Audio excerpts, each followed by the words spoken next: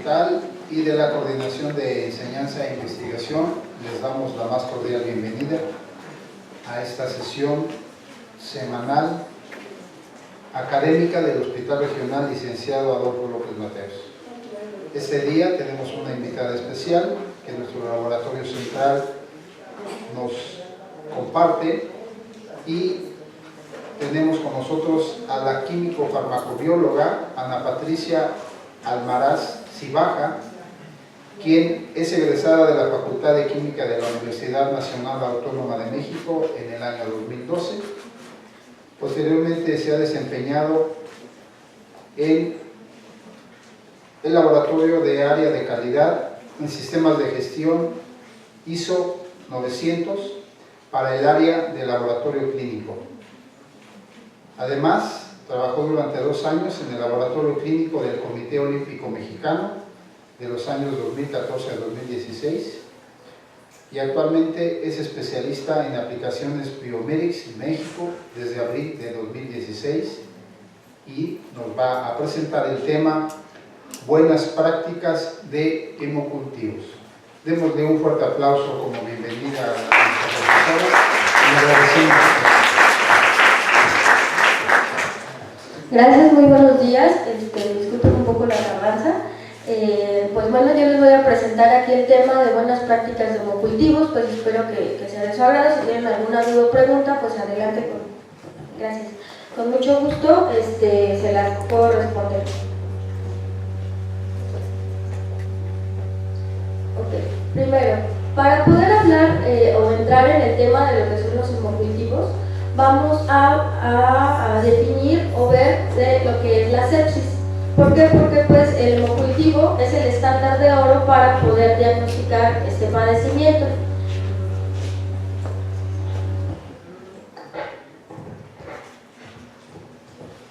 Gracias. Entonces, la sepsis se define como una disfunción orgánica que es potencialmente mortal y es causada por una respuesta del huésped desregulada a una infección. Se calcula que cada año ocurren alrededor de 30 millones de casos de sepsis en todo el mundo.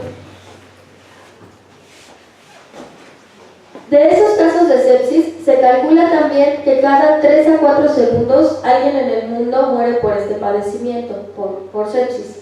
La sepsis se considera actualmente una emergencia médica, así como pues, podría ser a lo mejor alguna emergencia cardiovascular. ¿Por qué? Porque la sepsis, cada hora que pasa, pues se le llaman las horas oro, ¿no?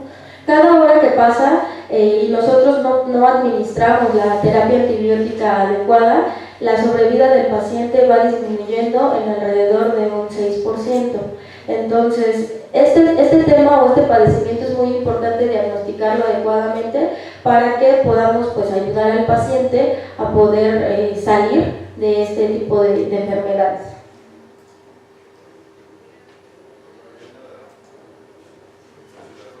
Aquí en esta gráfica vemos como más claro esta parte de las horas oro. ¿Por qué? Porque en color negro nosotros vemos la fracción de supervivencia, cómo va disminuyendo alrededor del tiempo cuando no se ha iniciado una terapia antimicrobiana adecuada. Cuando se inicia la terapia antimicrobiana adecuada, la sobrevida del paciente va aumentando considerablemente. Este gráfico, ustedes lo pueden encontrar, se llama gráfico de Kumar. Aquí abajo está la referencia. En México, ¿cómo estamos en este tema de la sepsis? Desgraciadamente, la parte de los estudios epidemiológicos está un poquito, pues a diferencia de otros países, pues estamos un poquito atrasados, ¿no? Entonces, este estudio que se hizo en 2009 nos dice más o menos cómo están el estudio epidemiológico de la sepsis en las unidades de terapia intensiva de aquí de México. Se calcula que la incidencia de este padecimiento es alrededor de casi 41,000 casos de sepsis por año. Esto quiere decir que hay 40 casos por cada 100,000 habitantes. La mortalidad se calcula en un 30%, según cifras del INEGI. La sepsis está en uno de los top 20 de causas de mortalidad en la población mexicana. La atención por este padecimiento asciende desde los 600,000 hasta casi los 2 millones de pesos mexicanos por paciente. Entonces también es bastante caro. La sepsis la causa principalmente el 52% de los casos bacterias gram negativas, entre las que destaca pues, la Pseudomonas, la E. coli, ahorita ya últimamente ha estado muy en auge la Cinetobacter, Klebsiella. 38% está causado por microorganismos gram positivos, entre el que sigue siendo pues, el principal, el Staphylococcus aureus, algunos enterococos, neumococos y en algunos casos el Staphylococcus epidermidis. Y alrededor del 10% de los casos de sepsis es por levaduras, entre la que destaca la Candida albicans. ¿Qué criterios se emplean actualmente para poder nosotros, bueno, más bien ustedes como médicos, sospechar que están ante un caso de sepsis en un paciente? Una pues puede ser a lo mejor una fiebre de origen desconocido o el inicio de hipotensión. Existe una escala que se llama escala SOFA, es un poquito más completa, pero ya la definen según en este artículo que consulté, ya la definen como un test rápido, el SOFA, en donde se tienen que evaluar 3 parámetros. Una, la frecuencia respiratoria aumenta, es mayor a 22 pulsaciones por minuto.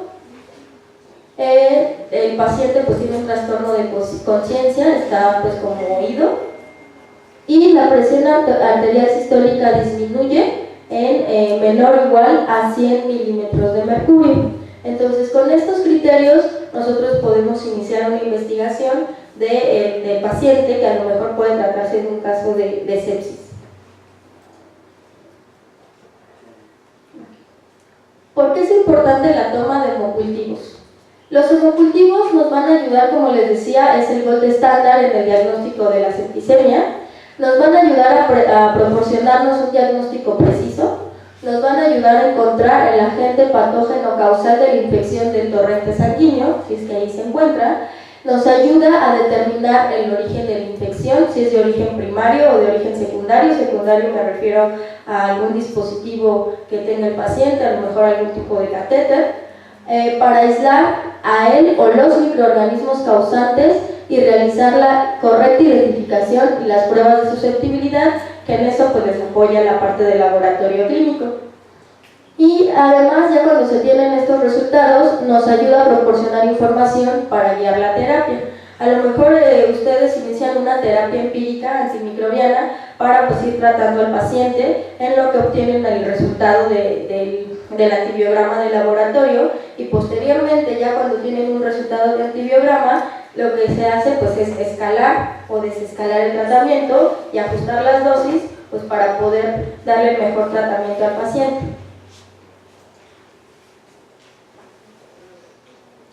¿En qué pacientes debe de realizarse sí o sí un hemocultivo? En aquellos pacientes que cumplen los criterios para iniciar la investigación de sepsis, nos podemos apoyar en el que vimos anteriormente, el PIC-SOFA.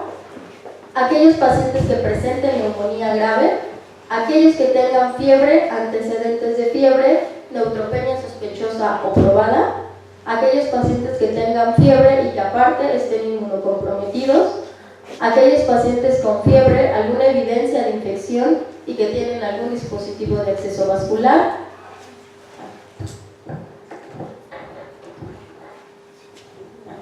¿Ahí se escucha? Gracias.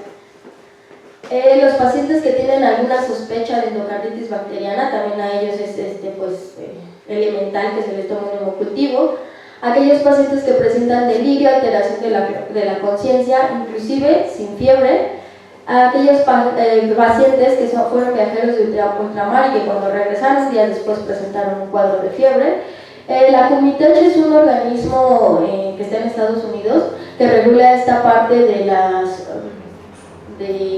los criterios que se deben de emplear en la parte de microbiología. Entonces aquí la Cumitech nos dice que los cultivos deben obtenerse lo antes posible después de la aparición de fiebre o de escalofríos y antes del inicio de la terapia con antibióticos. Es importante que el hemocultivo no tenga una alta carga de antibióticos ¿Por qué? Porque puede inhibirse a lo mejor la parte de la muestra, o sea, la parte de la sensibilidad pues, de la prueba, y a la hora de reportarnos el antibiograma puede que ustedes tengan algún resistente, pero a lo mejor no lo es, sino que en ese momento la muestra tenía tanta carga de antibióticos que pues obviamente va a inhibir el desarrollo del microorganismo y puede ser que nos presente un falso resistente. Es importante también que ustedes pues ayuden a la parte del laboratorio porque cuando se toma una muestra de hemocultivo no debe de pasar más de 1 hora en la que ya la bajan al laboratorio para que realicen ellos pues sus procedimientos adecuados, ¿no? Si cuentan con algún sistema, pues meten al sistema, si no, pues lo incuban de manera manual con el sistema que cuenten. Entonces, es importante porque la muestra, después de ser tomada, no deben ustedes ni de refrigerarla ni de meterla en ningún tipo de incubador, porque pues esto va a ir alterando la parte de la atmósfera ya del medio, vaya, y ya en la parte del laboratorio pues ya lo que hacen es estandarizar las condiciones de incubación para que pues el microorganismo se desarrolle lo más óptimamente posible. Es importante realizar una tinción de Gram para que pues si es que está el microorganismo presente, al menos el saber si es Gram positivo, Gram negativo o a lo mejor alguna clase de levadura, a ustedes les ayuda para ir guiando la terapia en lo que obtienen los resultados de la identificación y susceptibilidad del microorganismo. Es importante también diferenciar los positivos verdaderos de la contaminación. ¿Esto cómo lo podemos hacer? Según estudios, la parte para diferenciar los positivos verdaderos de la contaminación, ahorita más adelante lo vamos a ver, se observa en cuántos sets de hemocultivo toman. Se deben de... Gracias.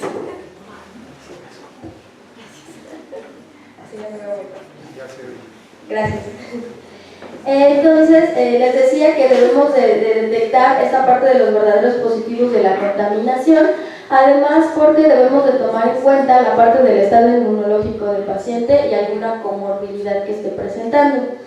Se tiene que realizar la parte de identificación y antibiograma de hemocultivo, ya que esto lo impone el laboratorio, y es importante también reportar los resultados tan pronto sea posible, pues para que ustedes vayan guiándose y vayan dándole la mejor terapia al paciente.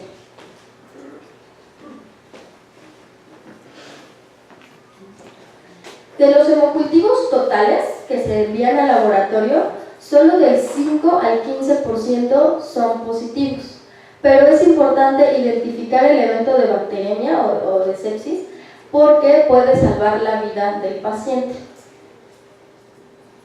Inclusive hay otro marcador que a veces emplean, que es la procalcitonina, porque la procalcitonina nos ayuda a diferenciar si es una infección bacteriana o una infección, en el caso de sepsis, por otro agente, ¿no? Entonces, el ayudarnos en las pruebas diagnósticas también es de vital importancia para poder salvar la vida del paciente.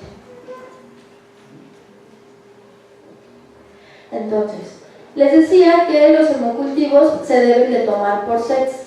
Set se refiere a una botella aerobia y una botella anaerobia, en las que depende mucho de la casa comercial con la que trabajen, pero en general las botellas, los volúmenes son de 5 a 10 mililitros de sangre por botella. Entonces, ¿por qué es importante tomar 2 botellas o tomar sets de hemocultivos?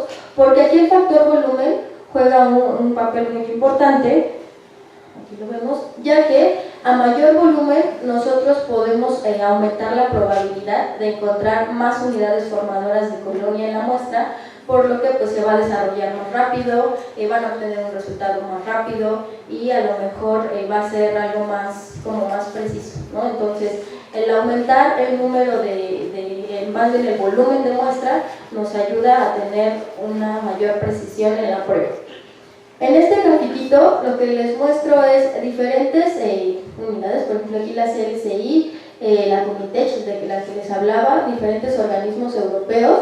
Nosotros aquí en México nos regimos por lo que es la CLCI, porque pues aquí en México no hay un organismo especializado. Entonces aquí nos están diciendo que ellos toman de 2 a 3 sets de hemocultivos por episodio de fiebre del paciente. 2 a 3 sets, ¿por qué? Porque hay veces que ustedes dicen, bueno, voy a mandar un hemocultivo de periférico y un hemocultivo central. Entonces es un set del periférico y un set del central. Además, como son dos sitios de función diferentes, en estos casos nos va a ayudar a diferenciar la contaminación. Si hay un Staphylococcus epidermidis en ambos sets, quiere decir que el microorganismo que está sí es el agente causal. Si el Staphylococcus epidermidis, por poner un ejemplo, se desarrolla solo en uno de los sets, quiere decir que esto fue una mala técnica de asepsia a la hora de tomar la muestra y pues por lo tanto es una contaminación que ahorita más adelante vamos a ver a qué nos puede llevar, ¿no? Entonces esto es pues en resumen lo que dice tiempo de incubación, lo que les decía aquí antes de 2 horas, máximo de 2 horas, tan pronto como sea posible. Entonces en cuanto se toma un hemocultivo, que no pase más de 1 hora o de 2 horas para que lo bajen al laboratorio y ellos realicen sus procedimientos pertinentes. Tiempo de incubación, bueno, hay veces que lo incuban 5 días, 7 días, dependiendo de cómo tengan, si tienen equipos automatizados o si lo hacen de manera manual. Ok, entonces, la contaminación, según la CLCI, es aquella, en el caso de los hemocultivos, se define como los microorganismos que se introducen durante la toma del hemocultivo, pero que precisamente no son estos los que están causando el episodio en el paciente, o no se encuentran más bien en el torrente sanguíneo del paciente. La contaminación nos puede dar un resultado falso positivo y pues nos puede llevar a dar una terapia que a lo mejor no requiere el paciente y pues lejos de ayudarlo, a lo mejor le terminamos de, pues también los antibióticos van a matar a la microbiota que tenemos en el cuerpo y si está inmunosuprimido, pues ya le dimos en la torre, ¿no? Entonces es importante diferenciar la parte de la contaminación de los verdaderos positivos. Los contaminantes más frecuentes que ustedes pueden encontrar son Staphylococcus coagulasa negativo, entre el que destaca pues el Staphylococcus epidermidis, en el casi alrededor del 80% de los casos. Algunos micrococos, Streptococcus alfa-hemolíticos, propionobacterias, corinebacterias y bacillus, excepto en los cultivos neonatales. Ahí el bacillus sí puede estar siendo el agente causal del episodio de sepsis en un bebé.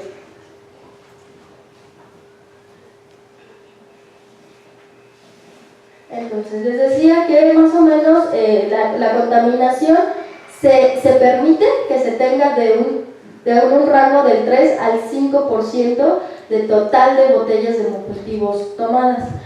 La verdad en este hospital desconozco cómo está este rango de contaminación, no me he puesto a analizarlo, pero pues ya hemos visto en varios hospitales que la contaminación oscila alrededor del 15%, entonces está bastante alta. ¿Cómo la podemos evitar? Pues realizando una adecuada toma de muestra. Aquí, como lo menciono, la contaminación va a variar de hospital en hospital, pero les digo que está más o menos un promedio alrededor del 15%.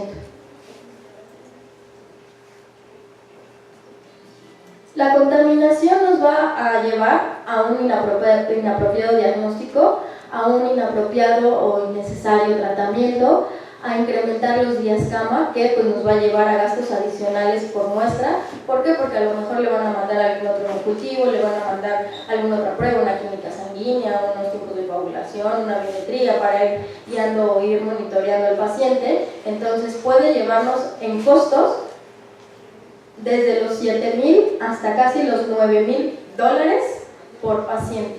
Entonces la parte de la contaminación que pues nosotros podemos disminuir, pues es muy importante porque vean, y ahorita como está el dólar, pues ¿no? Es bastante alto. Aquí tenemos una tablita en donde nosotros dividimos los tipos de microorganismos contaminantes en 4 grupos, el grupo A, B, C y D. Los que siempre van a ser agentes patógenos o agentes causales, son los que tenemos aquí en el grupo A. Aquí ustedes van a ver el Streptococcus pneumonias, algunos bacteroides, micobacterias, nada más que pues aquí no se detectan como bacterias, que se sepa.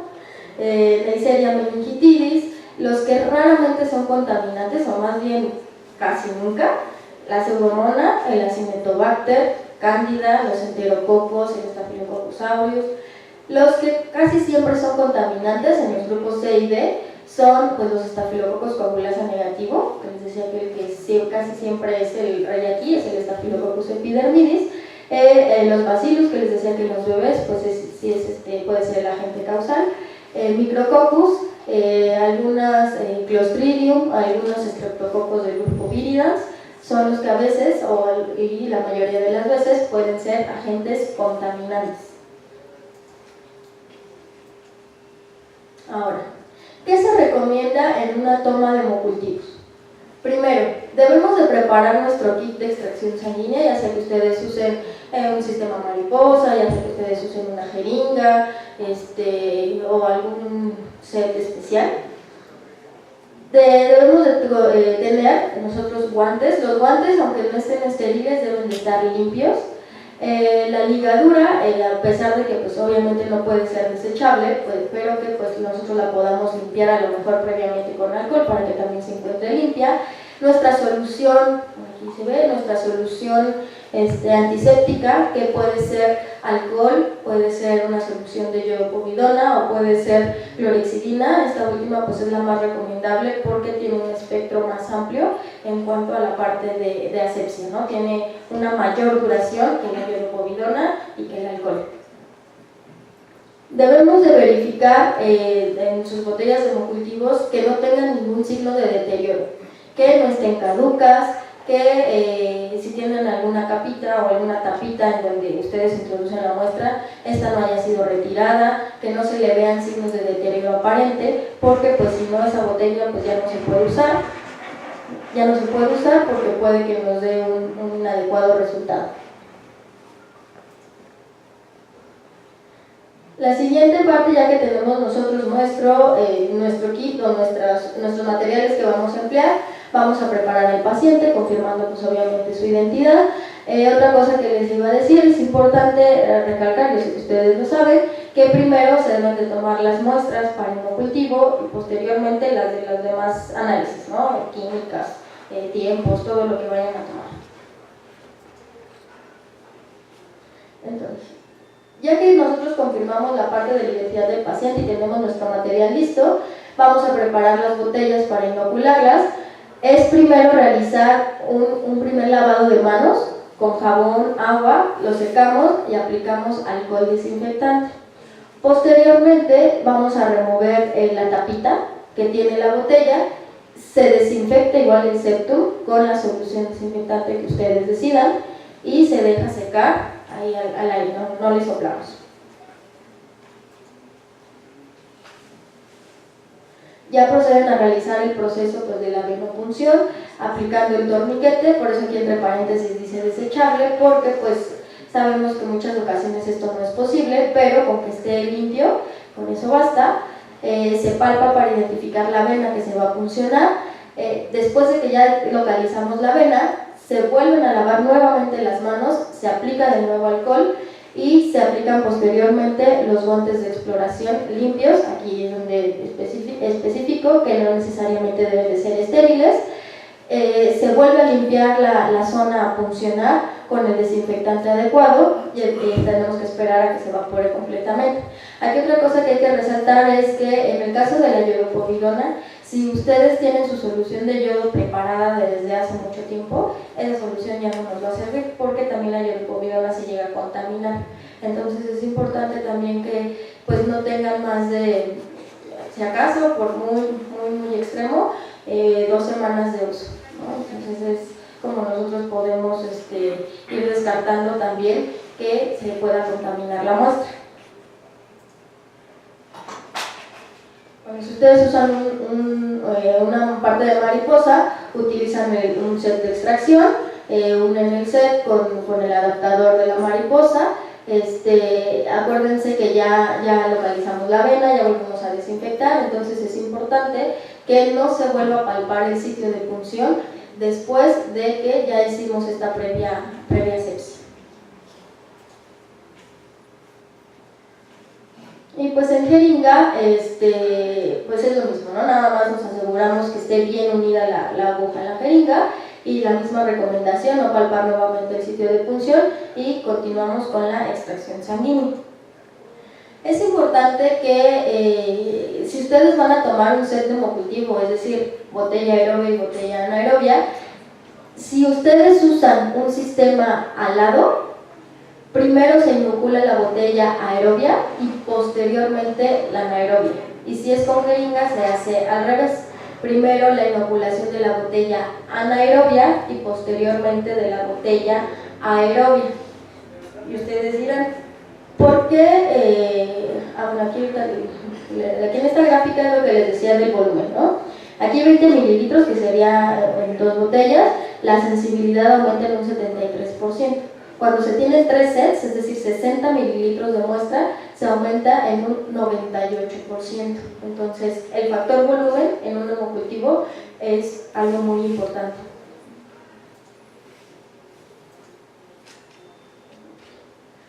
¿Por qué razones se debe de tomar una botella anaerobia? Porque además de que duplicamos el volumen sanguíneo de la muestra, recuperamos algunos anaerobios estrictos, si es que ese es el agente causal.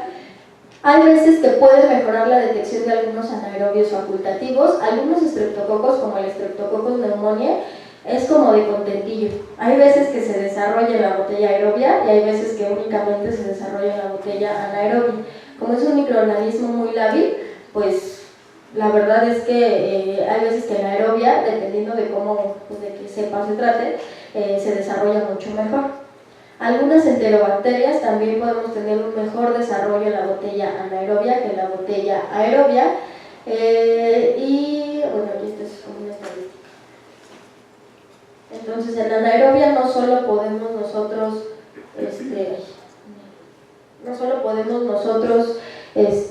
obtener anaerobios estrictos, sino también algunos anaerobios facultativos y algunos que pues, les guste crecer a veces en condiciones de anaerobiosis y a veces en condiciones de aerobiosis. Eso es facultativo.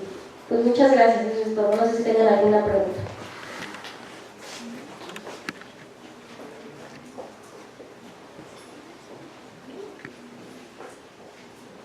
¿Alguien que desea hacer una pregunta o comentario?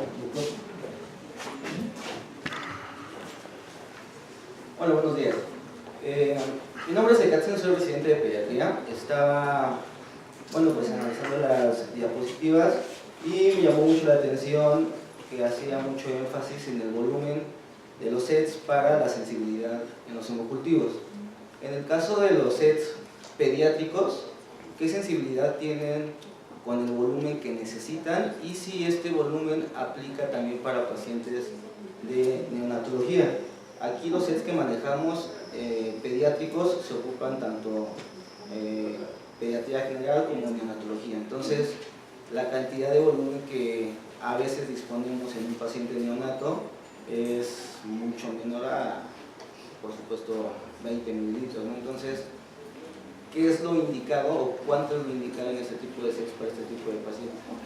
Sí, claro, aquí obviamente esta parte es para adultos. La parte de pediátricos, pues sí existen sets específicos para pediátricos cuyo volumen máximo oscila en los 4 mililitros, ¿no? El mínimo es de 0.5 y el máximo es de 4 mililitros. Entonces, en el caso de pacientes pediátricos, de ser posible y de que el paciente pues, nos dé un poquito más de sangre, pueden enviar ustedes dos botellas de pediátricos para aumentar la parte de la sensibilidad, ¿no? Pero en el caso de adultos, también, o sea, yo sé y considero que hay adultos que a lo mejor es muy difícil obtener 10 mililitros de sangre, ¿no? Bueno, en esos casos, esos son casos muy particulares, pero pues en el caso de los niños, ahí sí, obviamente sería como un crimen que a un neonato le extraiga 10 mililitros de sangre, ¿no? Entonces sí, en el caso de los pediátricos no aplica esta parte de los 10 mililitros.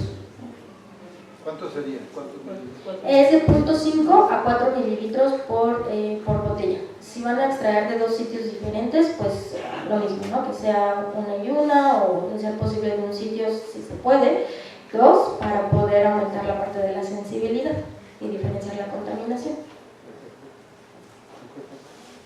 Bien, buenos días. Buenos días. Felicito felicitarla por su exposición.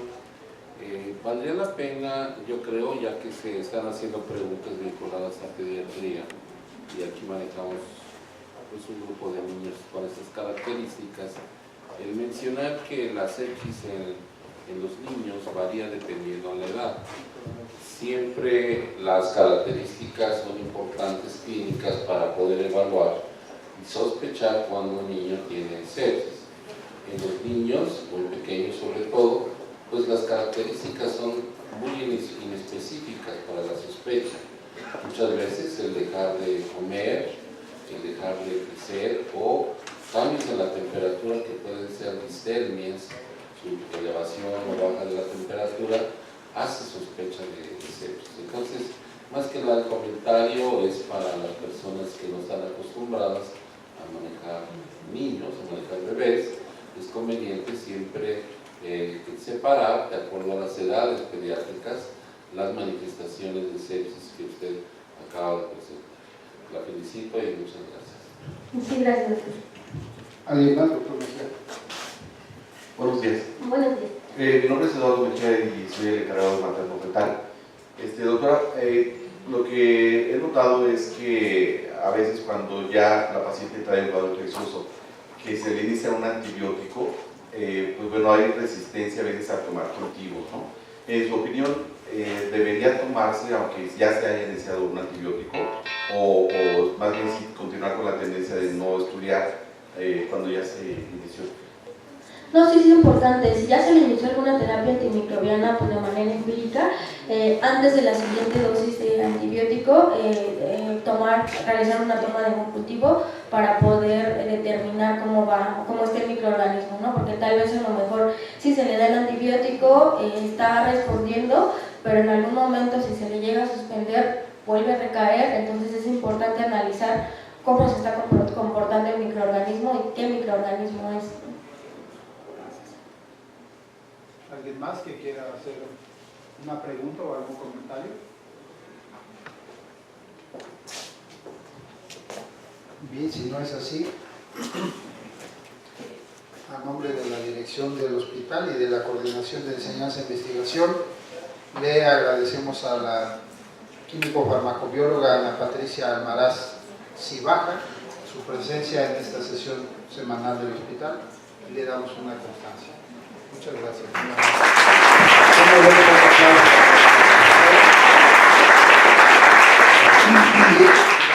Recuerden que nuestra sesión semanal se graba en video y se sube a nuestra red de computación en Clipes. De ahí pueden ustedes migrar a Biblioteca Digital y en Biblioteca Digital se van a Galerías y ahí podrán ver nuevamente las sesiones semanales para poder realimentar el conocimiento o compartir con otros compañeros que por motivos de trabajo no pueden asistir a la sesión al auditorio, pues aquí pueden revisar la información que se está grabando para que no perdamos ningún detalle de nuestras sesiones semanales. Les agradecemos su presencia y los invitamos a que nos acompañen el próximo jueves a las 8 en punto en este mismo auditorio y que tengan un buen día a todos. Muchas gracias.